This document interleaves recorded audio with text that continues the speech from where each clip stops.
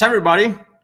So hopefully you can see my screen. If you can see my slides, you can see me, you can hear me, just hit me with a yes in the chat. That way I know you're with me.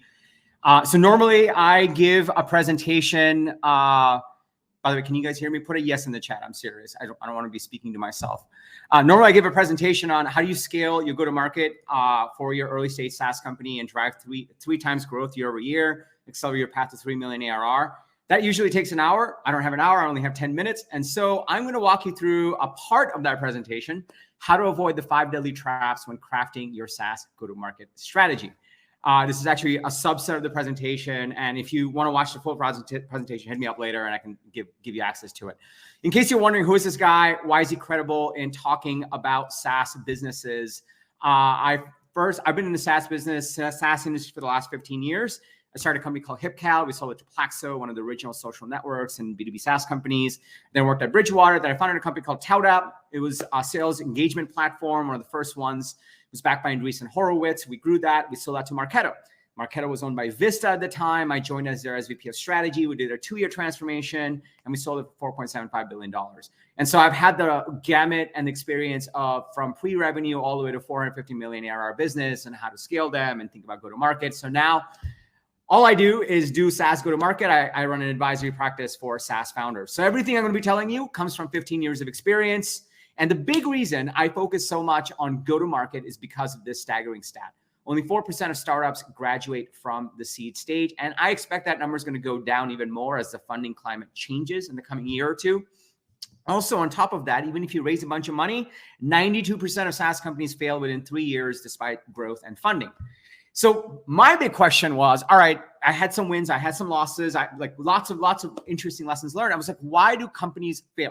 Why do startups fail? So I came across the CB Insights. They analyzed 101 startup postmortems, and we tallied up the top 10 reasons startups fail. And when you get into it, it was no market need, got outcompeted, pricing was an issue, business model wasn't there, marketing was terrible, and ignored customers.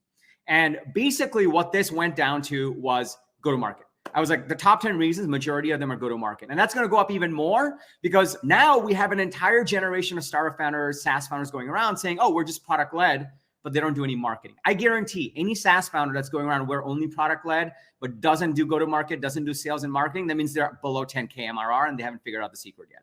And so go-to-market is super important. And this means that you as a founder in the early stages, you can get a cool name, a logo, a slick website, you can get a blog, social profiles, you can get ads, you can get an MVP, you can do SEO, you can do press release, you can raise $3 million and still end up with not enough traction, not enough clear market fit, and in the end zone. And by the way, I'm not preaching. I made the same mistakes, right? As I was going into this, I over-indexed on product. I'm an engineer by trade, and in the early days of ToutApp and my other ideas that I've tested, I just over-indexed on product. I was like, I got to move faster. I failed to embrace sales and marketing, and I interviewed users, and they told me what they wanted, but they never bought. And so what I learned is you have to focus on market, product, and go-to-market in those distinct ways. And you have to think about go-to-market separately from product and market. Now, I'm going to get the first one out of the way. Market, why is that important? This is one of the biggest traps. You could have an amazing team, the best team in the world, but if you're in a terrible market, then it won't matter. On the other hand, you can have a mediocre team with an okay product, but if the market's really strong, then you will still succeed. And so second-time founders always focus on market before they think about product. So market comes first, then comes product, and then you have to think about go-to-market. Now, when you go into go-to-market, here are the biggest traps that you get into. So there are 2 ways to drive demand when it comes to go-to-market. And by the way, I separate that out from product-led growth because even if you have a product that's self-service and can convert customers, you still need marketing or sales to actually get people to discover that product so that you can actually run them through the self-service funnels. If you don't do the marketing, then it won't work. And if you still claim your product sells itself, that means you're below 10K MRR and you haven't seen the light yet. So if you are building out marketing, maybe you don't do sales because you're purely product-led, or maybe you do sales because you actually drive outbound and all these other cases. You can either do direct or channel. If you're doing direct, you can do inbound or outbound. If you're doing inbound, you can do SEO, social, or ads. With outbound, you can do email, phone, or FedEx. If you're doing channel, you go into marketplaces, you can resell, you can white label, you can co-sell. These are the different ways you can go to market. If you're not doing one or more of these, if you're not getting channel mastery in one of these, you will fail. But here are the biggest traps that happen. Number 1 trap, channels. People find channels really interesting. And they're like, oh, I don't have to build a sales and marketing team. I'll just get this company to sell for me. The problem is I ran alliances. We had a $40 million number. I had a giant team. We paid people to meet with early stage founders to learn what they were doing. But that doesn't mean we're going to bring you to our customers. We don't trust you yet, which means that you can't do channels in the beginning. SEO is the cheapest, right? You're like, I'll just do content marketing. I'll post blogs and SEO will take it. But guess what? You might be doing content on the wrong things and you won't know for another 12 months because SEO takes 12 months to kick in. You can also spin up ads, but you may end up giving all your money to Zuck. And you can buy a sales engagement tool like SalesLoft, Outreach, Zoom Info Engage. Everyone's got one. There's a new sales engagement tool every week now. You can even FedEx all your customers, but you may end up firing blanks. These are the biggest traps that we see founders make. They try to go into channels, they try to do SEO, they try to spin up ads, they try to just blast 1,000 emails. And then I get founders all the time that watch my YouTube channel. And they're like, look, we sent out 1,000 emails, no one responded. What happened? And these are the traps that people fall into. Now, you might be wondering, what's the fifth trap and what do?